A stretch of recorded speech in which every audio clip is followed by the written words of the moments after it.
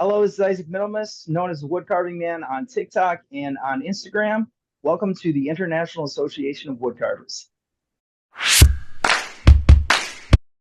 All right, guys, welcome to another fun Saturday. We're glad you guys are here.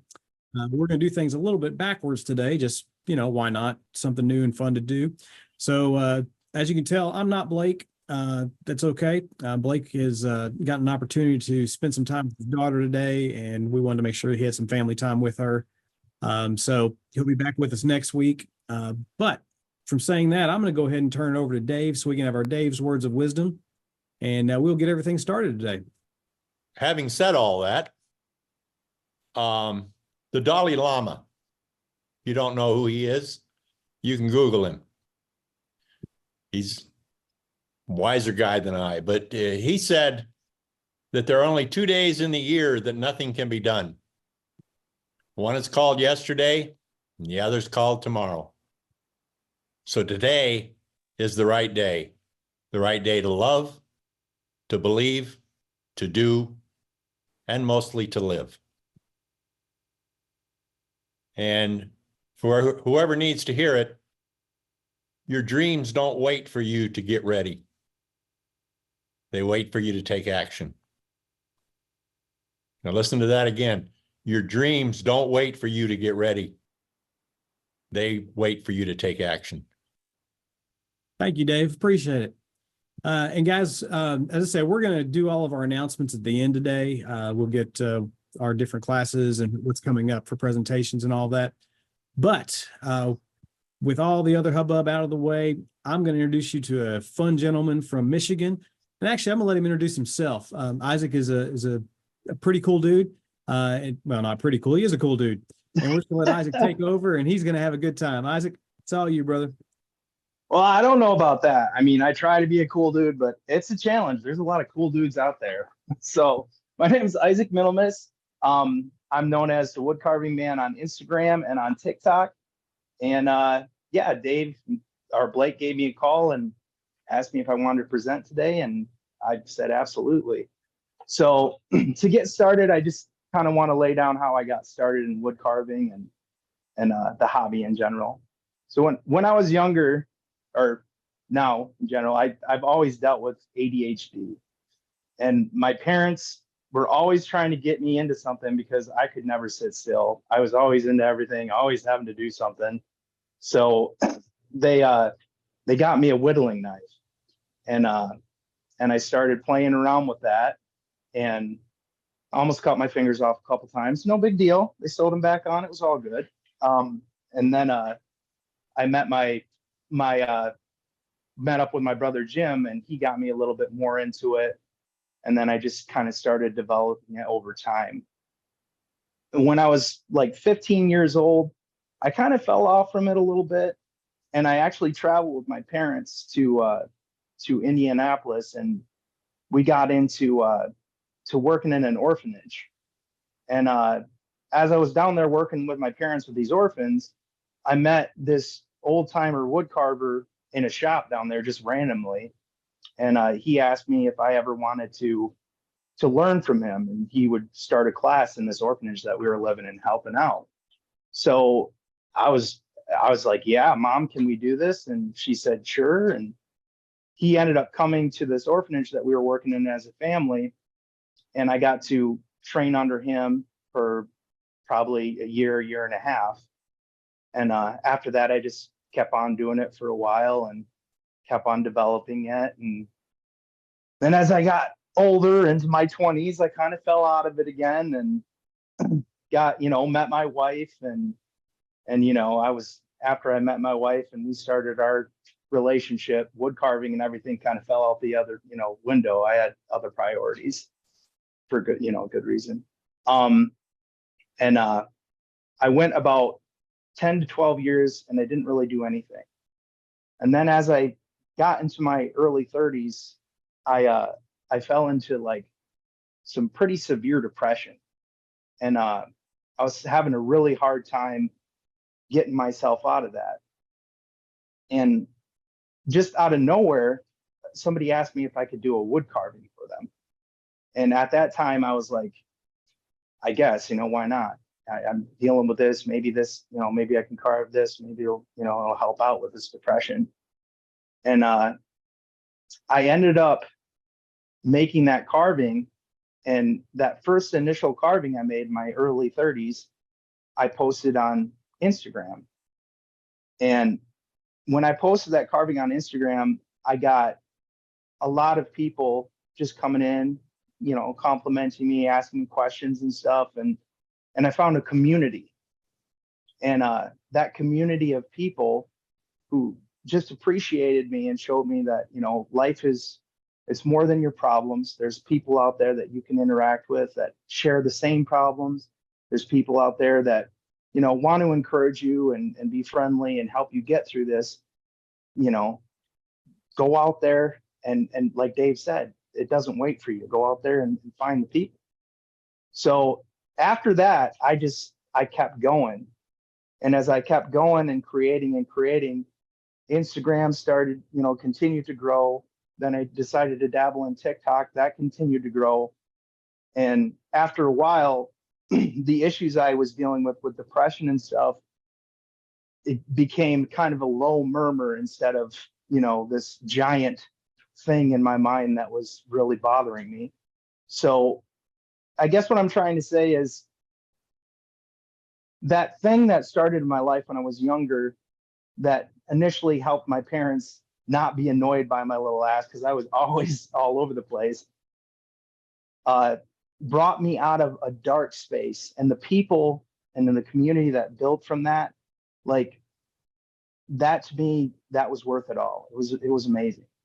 Having an art form that you can share with others and that they can appreciate and they can share with others, and then you can inspire others, and maybe help them out of a dark time. It's just, it's where it's at. So that's kind of a quick introduction.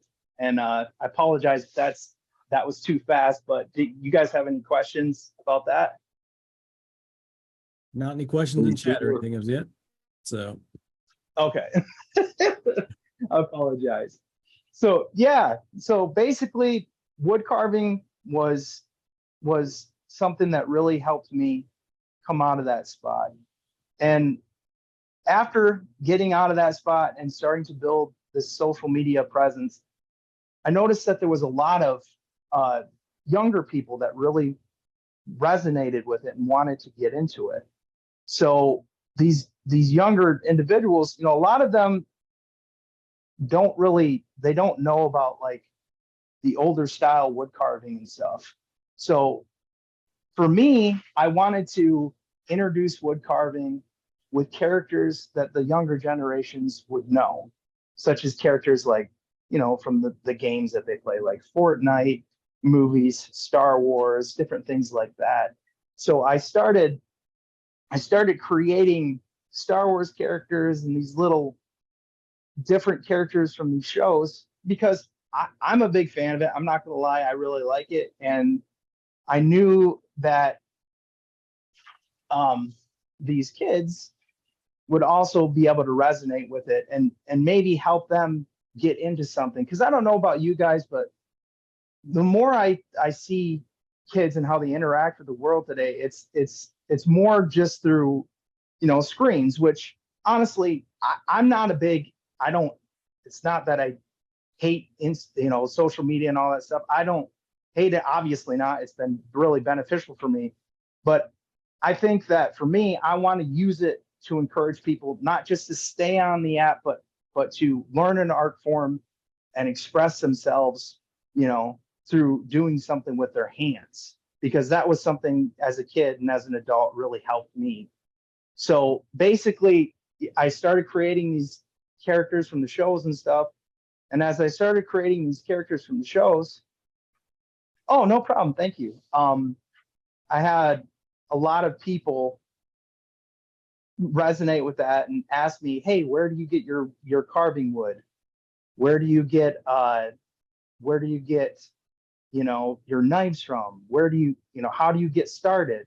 And that just kept on flooding in. And it surprised me because when I was doing it, I was creating it just for fun, but I didn't really think that, like, oh, maybe somebody else would want to do this too. it was just me kind of expressing myself, helping me get through my period of life. And so like kind of out of that came, this continuing growth of younger kids and, middle-aged adults and millennials and stuff that want to get into wood carving, but they don't know where to start. They don't know what tools to use. They don't know what wood to use.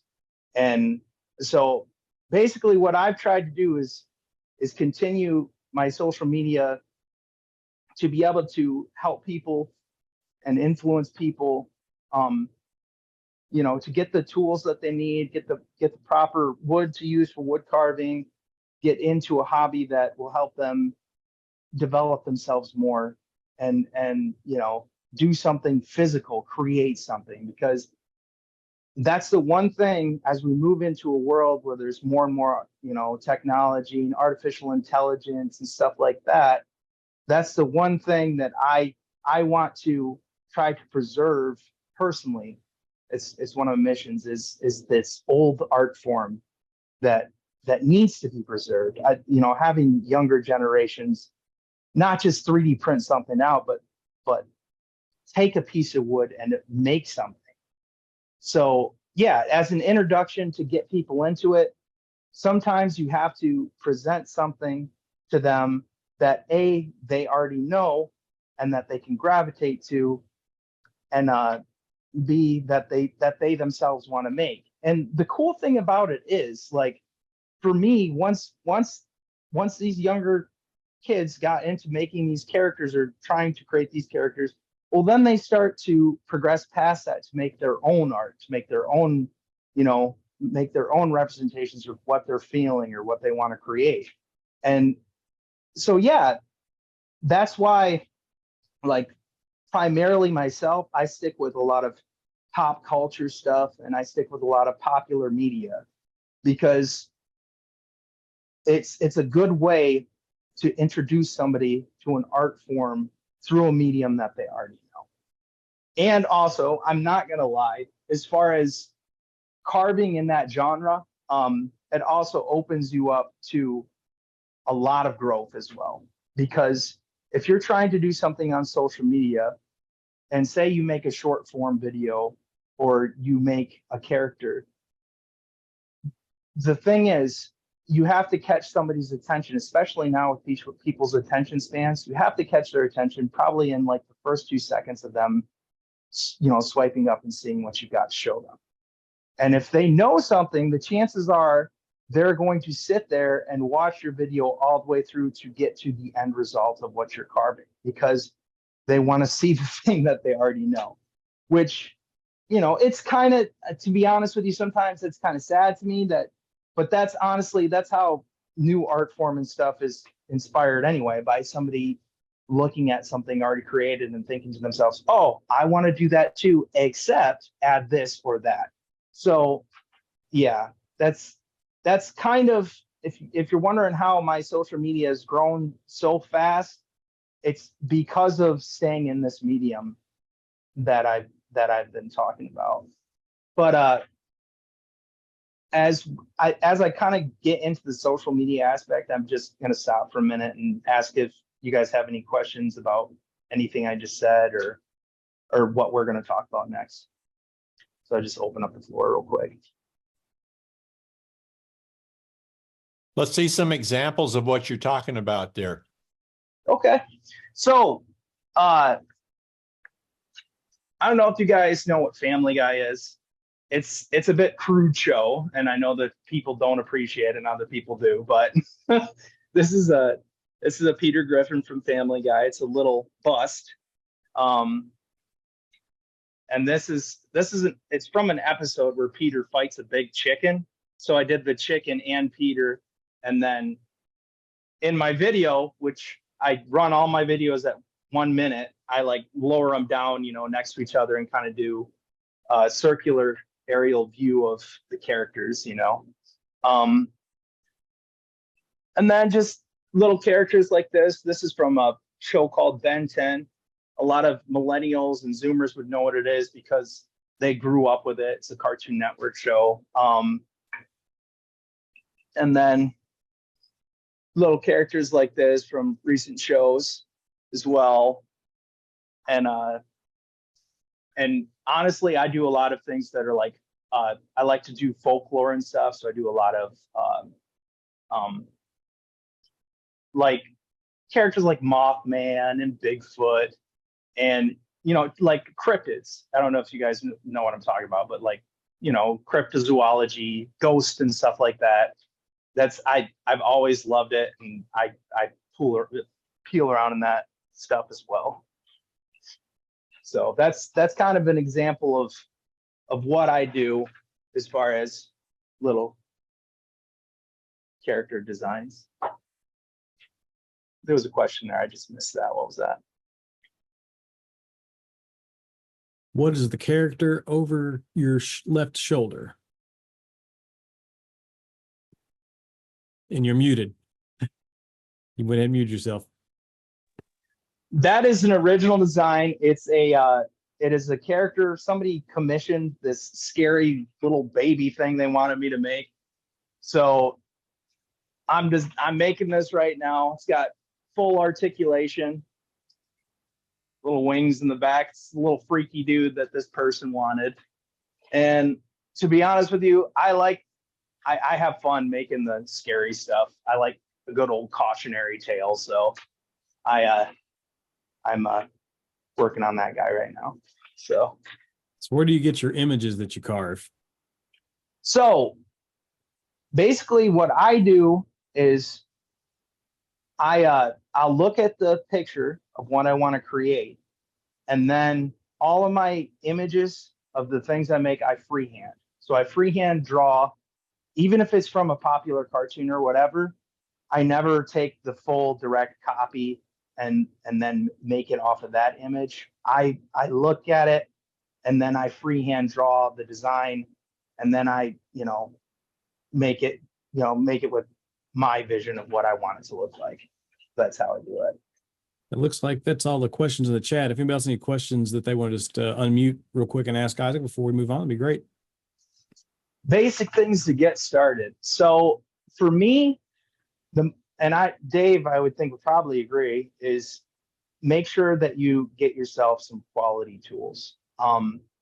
When I first started carving, I started carving with just random knives that you buy at some random Hobby Lobby, and the blades and stuff were absolutely horrible.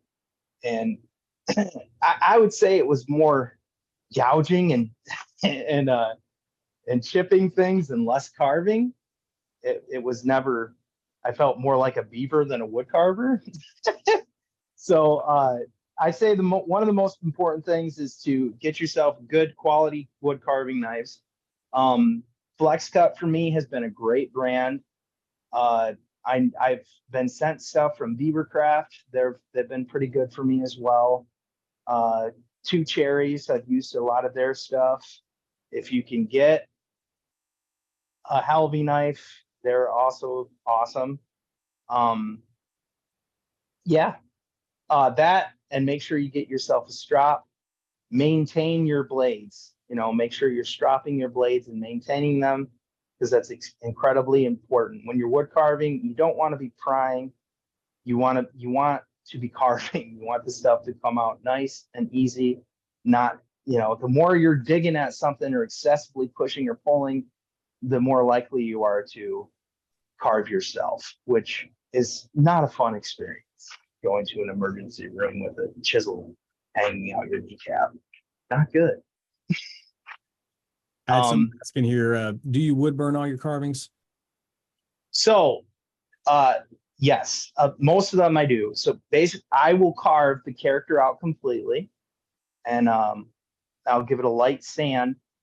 And then for me, I like the way the painting turns out with those wood carved lines in there. It just makes it, I feel like it makes the details pop a little bit. I'm not fully there. I'm still learning a lot, but it's just something that I personally have done for years, and I enjoy doing it. It's not something that I would tell everybody that they have to do to make a good carving, but it's just a practice that I've done.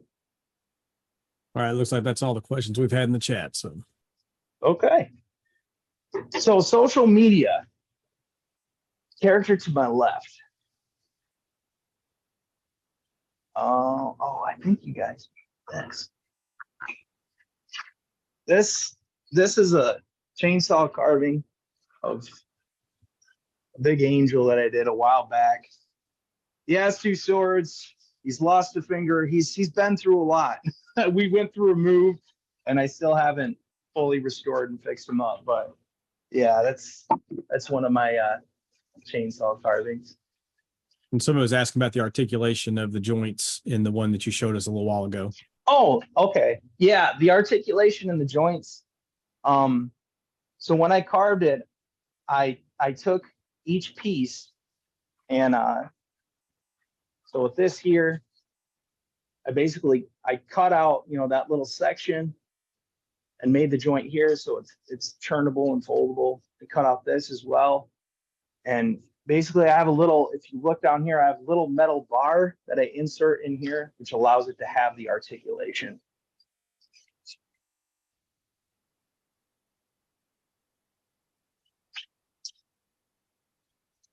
And another, Which that one's, oh, sorry. Someone, well, I'm starting to read through what they said. Said they have ADHD too, and they would start and stop, and give up a little. If you do, how do you deal with procrastinating? okay. So ADHD, we have this special ability to hyper focus. So I have created this thing in my mind of, wanting to, like Dave was saying in the beginning, go for my dream. And my dream with wood carving would be eventually to be able to retire and have it as a viable way to, financially support myself and my family. Eventually when I go to retire from where I'm working. So I have that up here, and that's always in the back of my head. And whenever I get to a point where I feel like, oh man, this is just, it's not giving me a big enough of a dopamine hit. I need something else, something new. I need that dopamine hit. I just think of, oh no, Isaac, you have to, this is more than just this project that you're bored with. You're working towards something. You're growing something. You're, and I'm not going to lie. There are some projects that I start or patterns that I cut out that I never finish. And if you go back into my Instagram, you will see a couple of those where I'll say, getting started on this. And there's been a couple times where people are like, hey man, what happened to that thing that you were starting on? You never did it. And I was like, yep, I didn't do it. But for the most part, I try to keep that up here in the back of my head always. This is more than just, you not wanting to do something because you don't necessarily enjoy it a ton. This is, you're working toward a goal. So it's a bit of self-discipline. And with ADHD, that can be hard, but you can get yourself to a point where you train your brain not to, just hyper fixate on the next thing, but to get goals and focus on those and work through them all the way. What I would recommend, and this is something that I did when I first started, is write down goals, things that you want to accomplish. Write them down on a piece of paper. Keep that paper somewhere. Always put it away. And every time you feel like, oh man, this is hard, I'm going to give up, pull out that piece of paper, take a look at it, and be like, you know what? We can do this. These goals are possible. If this guy over here can do it and this guy over here did it, then I know it's possible. So let's get out of this and let's move forward. But that's probably the best advice I can give you there. Yeah, I think we're good to move on. Okay. So with the social media, this is one of the biggest pieces of advice I can give you. If you want more traction on your art, and if you want to have people see your art, make sure that in your description, you're adding hashtags. Add the hashtags of where you want your art to go. In other words, say you're carving a character from like Bugs Bunny. You always want to make sure that you write your description and then add the hashtags, Bugs Bunny, WB Studios, any of the things that are going to relate to Bugs Bunny. Don't go crazy, but make sure that you add that, because the algorithms in social media look at those, and then they push your content to people that enjoy that particular thing. So hashtags are incredibly important. Make sure when you're posting to add hashtags. Also, what was that question?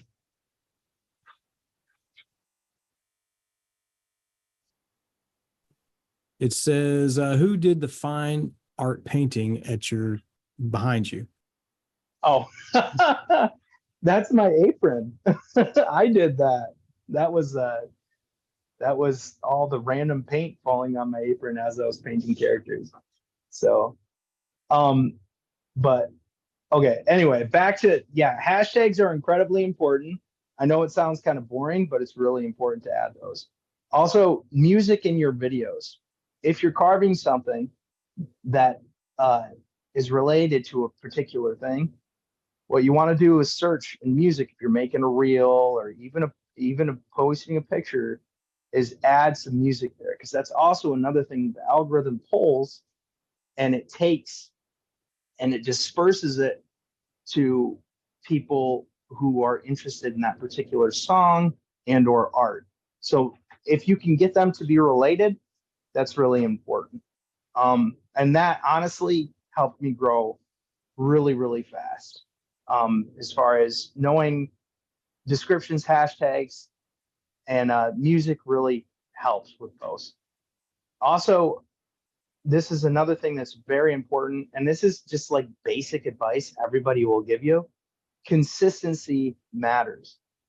If you want to make it on there and you want people to get invested in you as a creator and to want to,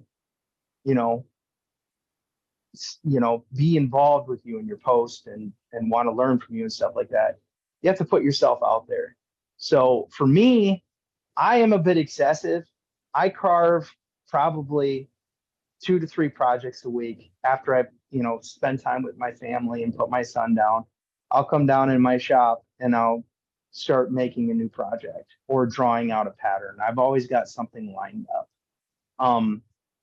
So make sure that you're taking your projects and posting at least 2 to 3 times a week on your platform. Because if you're not doing that, then people are going to lose interest real fast, because they're like, oh, where's he been? There's nothing here. It's consistency is really important. It's just like anything else. If you're going to the gym, working out, you got to be consistent about it. If you want to create a platform that people, that you want people to see your art and invest in it, you got to be consistent about your platform. You got to be consistent about maintaining it. And it can be honestly a ton of work. It can be super, super time consuming, but I look at it this way. When I come home, the most important thing for me is to spend time with my wife and my son first. And then after I've done daddy duty and husband duty at night, and I have some free time, what can I do with that? I relax, but my way of relaxing is wood carving. So it's a win-win for me, because I get to do my relaxing wood carving, but also as I'm doing my relaxing wood carving, I'm creating a clip for my platform, or I'm taking pictures, or I'm drawing a pattern for my platform. So it all kind of works out to where, all of the P's and Q's line up. So yeah, consistency is really, really important. Is there any questions about any of that stuff? Sourcing music from posts. Okay, so right now with social media, especially Instagram, I've gotten to the point where my posts The bigger ones are monetized, so I'm making money from them. So on my bigger posts, I can't use music that is copyrighted. I have to use royalty-free music.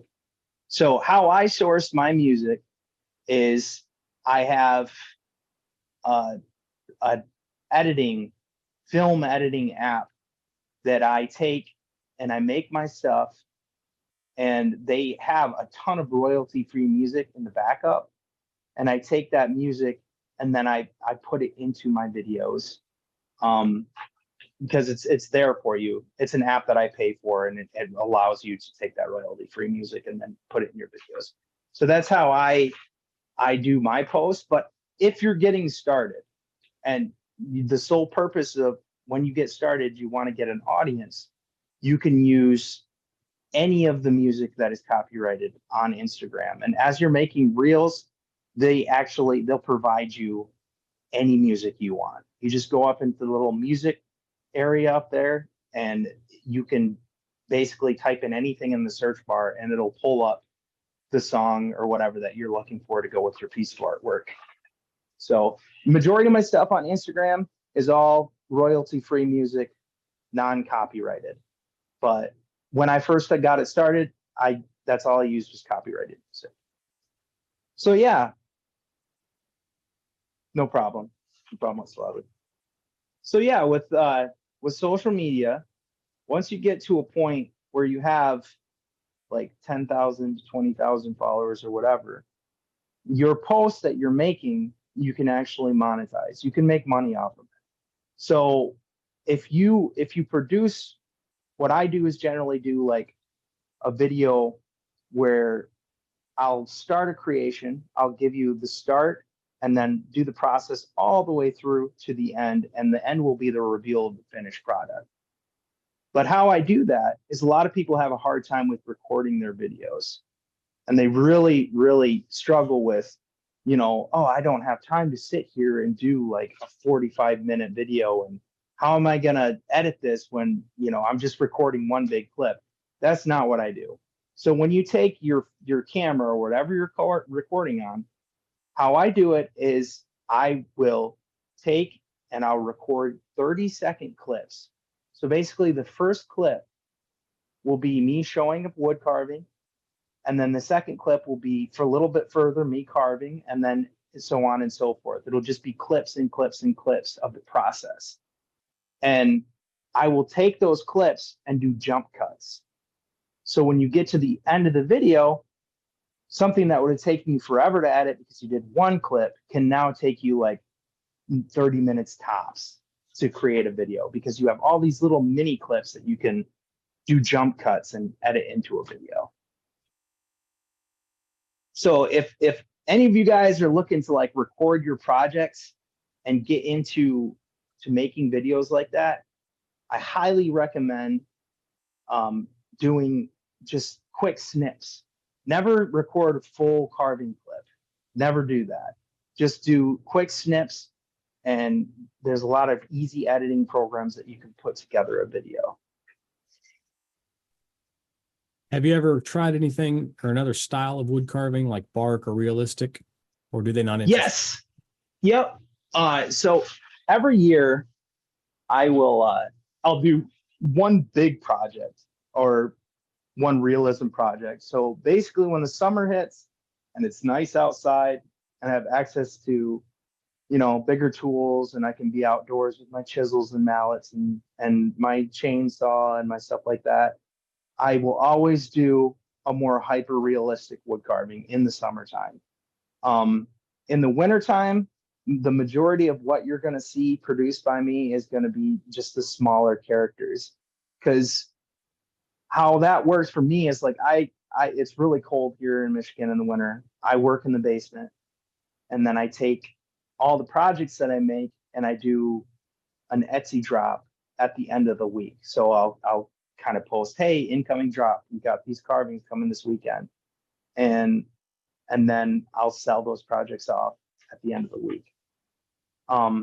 So for me, doing the hyper realistic stuff in the wintertime is harder, I will always do that in the summer. And if you're looking for more of that stuff, you can actually go back in my posts and you'll find some of it. But the majority of that stuff will always be in spring and summertime, never in the winter.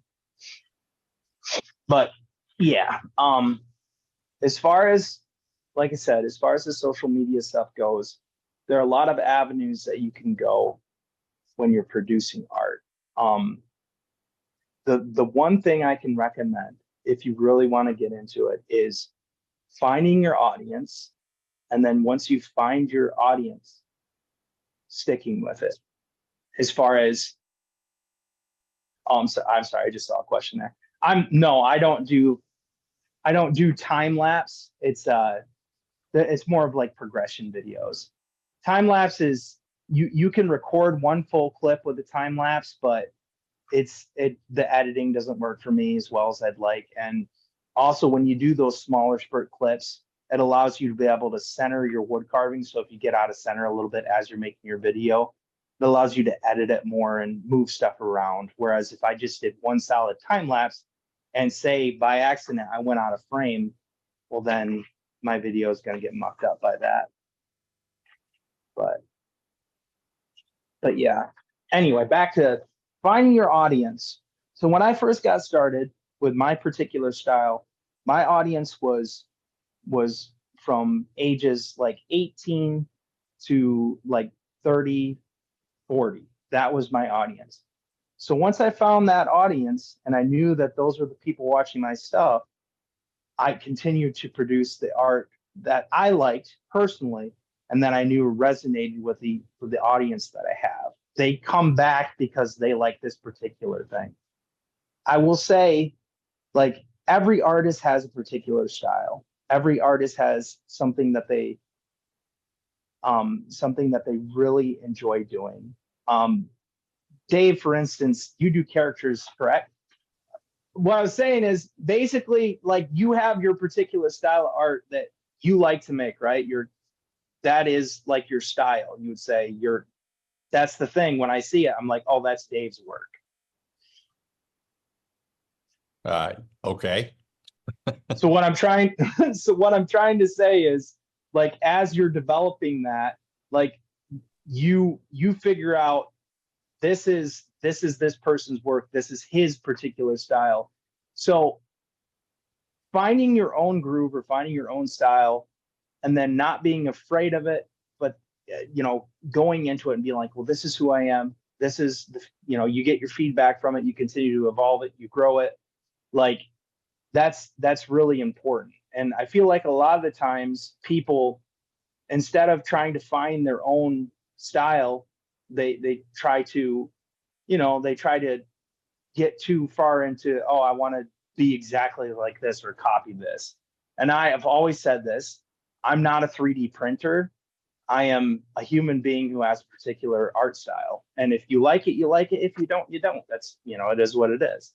But finding that style that you have and embracing it and investing in it and finding the people that enjoy it, that is how you're going to grow as far as attracting people to your medium. Because if you are not confident in what you're doing, if you're not enjoying it, then chances are other people won't either. So it takes a little time. It took me probably 3 to 4 years to find a groove and a style that I enjoyed. But after I did that and I stuck with it and I continued to grow off of that, like, it changed. It excessively changed, and it became more and more. It just grew more and more. So it's a really important. And for me, the best way to figure out, like, who you're making art for, who's enjoying your stuff, is on social media, Instagram or whatever, TikTok, whatever you're using. There's a thing called analytics. And if you look at the analytics, you can see who is primarily enjoying what you're making. And once you can figure that out, well, then you can, and this is going to sound a little bit like marketing speak because that's what it is, but your audience, and you can continue to make art that your audience will enjoy, which in turn will continue to grow your platform. So knowing your audience and discovering your style, it's really important. So how have you found how your carving style is inspiring young people to try to carve? I think it's for me, it's accessibility. Um, I don't overcomplicate things. I have a tendency to make things relatively simple. And uh, I guess for my particular group of people, it's, when you see a carving that I make, you're like, oh, that's really cool. And I think that I could get the talent to make this particular thing. So I personally, and I will always say this, I've never viewed myself as being a phenomenal artist. I'm just I'm just a guy out here doing his thing. When it comes to me in this field and looking at other wood carvers and people out there, I am continually dumbfounded by the amazing artwork that people do. But with my particular medium or what I'm doing, I'm happy and I'm content. And not only that, I'm opening a door for other people to be able to see that, hey, this isn't impossible for me to get into. I can start simple here and then I can move on. And even for me, like, there's stuff that I do that I know it's really simple, and this particular character I'm producing for content, and it's a pretty easy thing for me to do.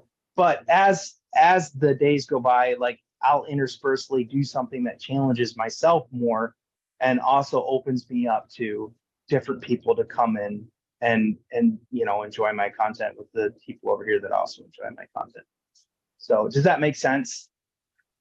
Yes, it does. Okay. So yeah, it's just, for me, I want it to be accessible. I want people to see it as it's an opening, oh, I can do this. This is a simple art style that I enjoy, and I can come in here and I can start to learn, and I can do this too.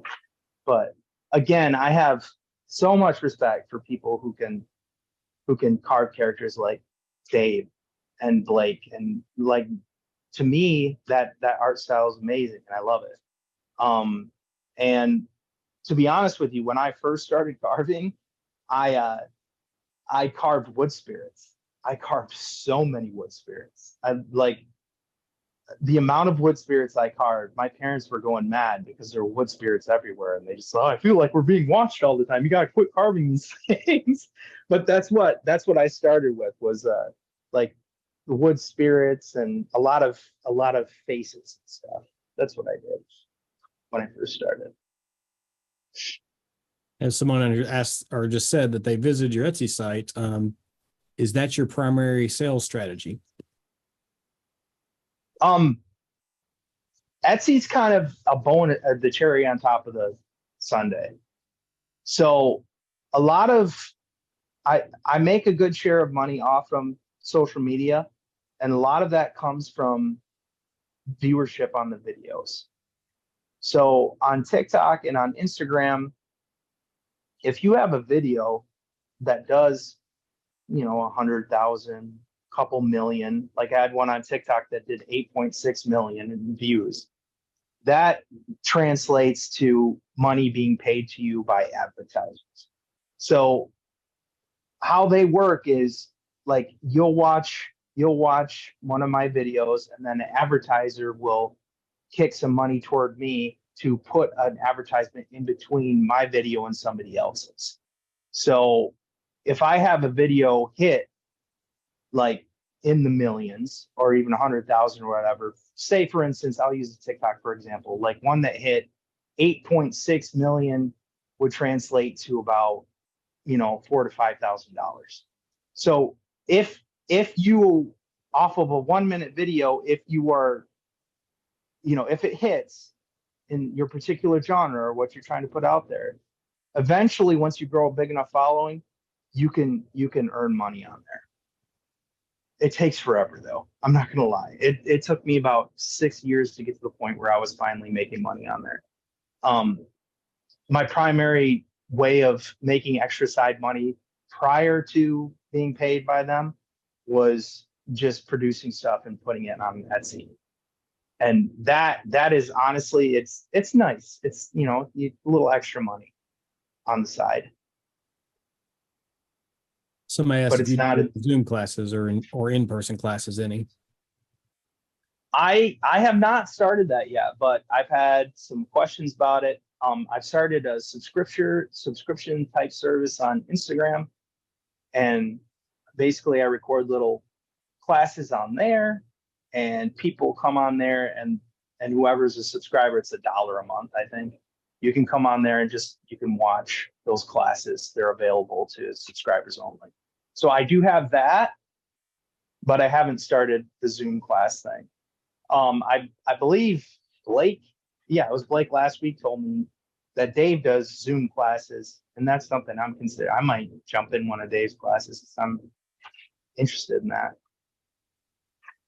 Being someone who's taken several of Dave's classes, I highly recommend it. So yeah, he's amazing. So I might have to hop in there. But yeah, I haven't messed with Zoom yet, but it's something I'm definitely considering. So especially for, like I said, for beginners. It's really, really important to me to get, because my son, I have a son who's 3, and it's important for me for his future and for others to get kids interested in art, you know, that they're making with their hands, stuff that you can be proud of, that you create with your, you know, with your hands and with your mind. And it's, I honestly, I'm not a doom and gloom guy. You know, I always see the silver lining, but I get so sad because I remember as a kid going out and playing and, you know, building snow forts and big snow castles and stuff. And I was just saying to my wife this winter as we were driving outside, I said, you know what? I never see kids playing outside anymore in the snow. It's like, it doesn't happen anymore.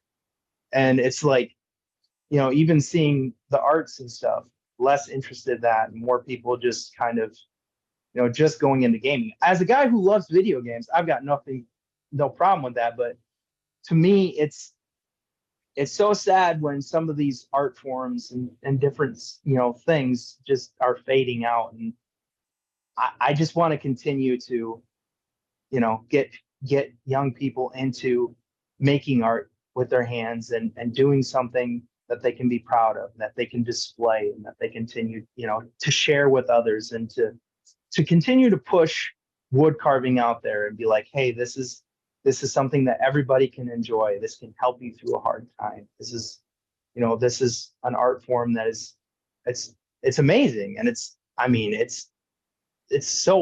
old. It's been here forever. And so many people have just, you know, brought so much more to it with their different styles and different things. You know, if you look at all the different countries and all the different styles and everything that has come from the, you know, wood carving, it's amazing. I just want to see that continue to grow. I really do. That's like my number one thing, to be able to retire someday and to take this art form and continue to be like, hey, wood carving is not just for, you know, for your granddad. Wood carving is for young people too. You guys can get into it too. seeing your beautiful Picasso that you have painted on the back. Let's talk about your paint style for just a little bit. How do you do your finish of painting? I know you do your burning, but would you talk through that process with us for us real quick? Yeah.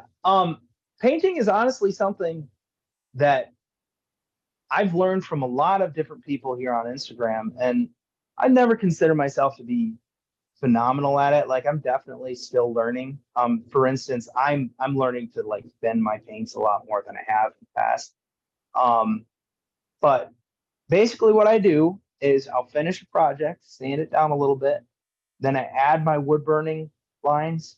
And then after I get done with that, I clean it off with a brush, and then I start the painting process. And I use a little bit of paint thinner in my paints, and I paint with acrylics mostly. That's what I paint with. And then after I'm done painting my project, I will apply some sealer on it to seal it all into place. Another question on here. Somebody said, since you edit the video you use on one app, do you upload the same video to multiple platforms? No. So this is tricky. And if you were like, I'm on 3 different spots. I'm on Instagram, TikTok, and YouTube as well. And each one of those different video styles do better. So on Instagram, I have my 1-minute video that I edit from this app that I've got. It's called Splice. And I have the main track. So that main track I will take and I will put on Instagram. And on Instagram, I'll set different music to it and give it a different title.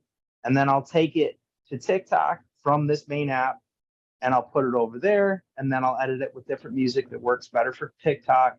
And then YouTube, I take the same video, but I cut it down to a 20-second video that's sped up because that's what does well on there.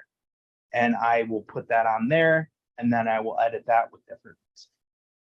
But everything comes from that one central point. So if you have the one app that you're using, I use Splice, but there's a lot of different apps, then you can take that same video and you can upload it to all 3 of these.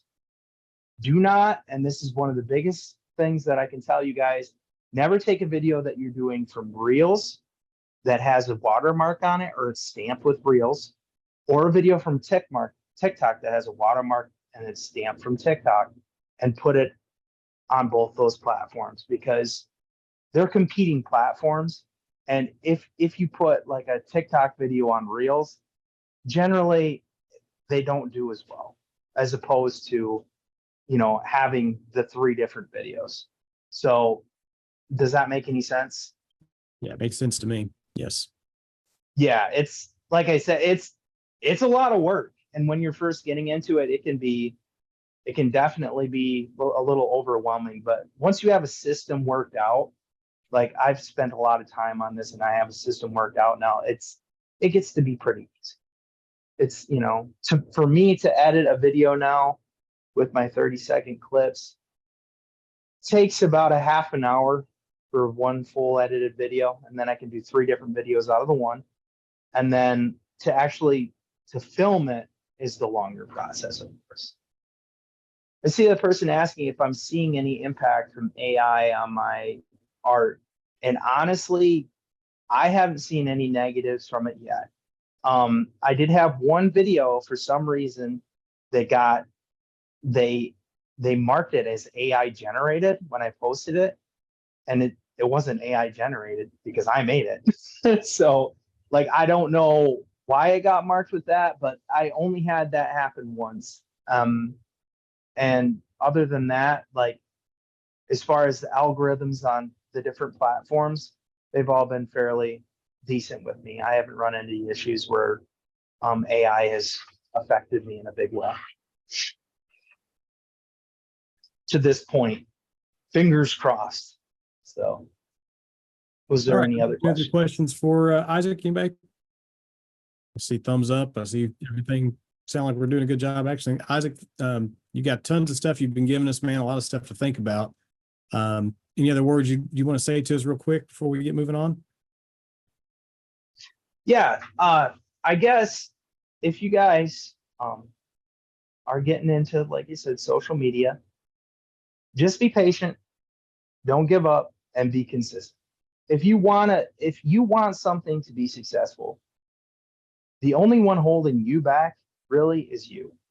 A lot of people have told me, oh, you know, I can't do this because this has held me back, or it just doesn't like me, or this or that. Like, there are some cases where people are unfairly treated, and I know that's, you know, to be true, but honestly, anytime I've run into an issue with enough persistence and your will to want to continue to make something work or develop something, it is not impossible. You know, it is up to you how far you want to take something. And if you really want to achieve something, the only one fully stopping you is yourself. You can do it. You can do it. It's possible to achieve stuff. 5 years ago, when I was in my jaunt of depression, going through the stuff that I was going through, I would have never thought to myself at this point that I would have like 230,000 followers on TikTok and, you know, be making money off of there and just see continuous growth and stuff like that. But not only that, just like to have the community and support and friends and stuff like that. I would have never thought that at my lowest point. But sometimes in our life, it takes being in your lowest point to finally kick you in the ass and realize, okay, let's get out of this. Let's move on and let's do something, because we can. This is life is a gift, and every breath that you take when you wake up in the morning, it's a gift. Embrace that gift and enjoy it.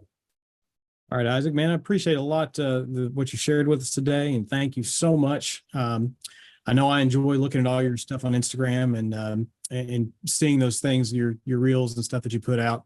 I've enjoyed that for several years now. With that being done, well, thank you so much for being with us. I'm going to turn over to Dave again, and Dave is going to actually give us some information on upcoming classes going on, things that are happening on Woodcarving Academy, and then he'll turn it back over to me, and I'll finish this out for the day. So, Dave, I'm going to hand over to you, buddy. Okay, Dave, Woodcarving Academy. Check it out. It's reasonably priced, I do believe. I mean, for the content that's on there, they're always upgrading it and adding more stuff to it. So Huron's trying to make it a first-class experience for anybody that's on there. Coming up, we have Janet Cordell. She's going to be woodcarving a girl. That begins March 8th. I will be doing a figure of a guy sitting on the floor starting on March 9th. And Ryan Olson has an upcoming class doing handsome hunks and heartthrobs. I mean, I love the way he titles those things. It's a grabber. I just do the guy sitting on the floor because that's what he's doing. I gotta give a title. Dwayne Gosnell also does a thing on Whittling Tuesdays, and he has one starting February 13th. Again, these things are all very reasonably priced. So just click on them, check them out, see if it's something you might be interested in. Thanks, Dave. Appreciate you sharing that with us. Guys, upcoming in the next couple of weeks, we have coming with us next week, Angie Kashiro, who's whittling Angie Art. She'll be with us. The week after that, we'll have Alec Lacasse coming in. We have Jim Nesbitt from Hevlock. I can't pronounce the last part. I just can't. Sorry. James. Just Jim. Okay. We'll just do just Jim. And then we got James McCain coming in, and Lee Simpkins to rounding out what we have coming up through part of April. Blake and I are working on getting more people signed up, and we'll continue to update that list and tell you guys every week. Isaac, another big shout out, and thanks so much, man, for helping us out today. I look forward to getting this out on YouTube so people can watch through and see everything again.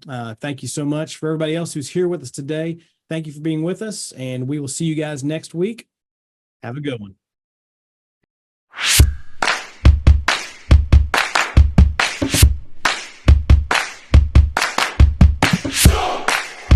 Our intro stuff done. Let me spotlight, and I don't mean to cut the conversation off here. No problem. But if you want to, basically introduce yourself, and at the end of it, just, welcome to the International Association of Woodcarvers. Is that cool? And we can do as many takes as you want. We got 5 minutes before we let people in. So, okay. It's whenever you want to go. All right, let's do it. Anytime.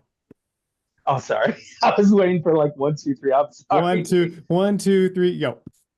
Hello, this is Issac Middlemiss. I am sorry. Let me go. I'm sorry. That just threw me off. So that's why we take as many times as possible. Okay. Hello, this is Issac Middlemiss, known as a woodcarving man on Instagram and TikTok. I'm here with the International Associations of Woodcarvers, and what should I say after that? Just say, what do you guys want? as you said, introduce your name, your social media with, with TikTok and Instagram, and welcome to the International Association of Woodcarvers.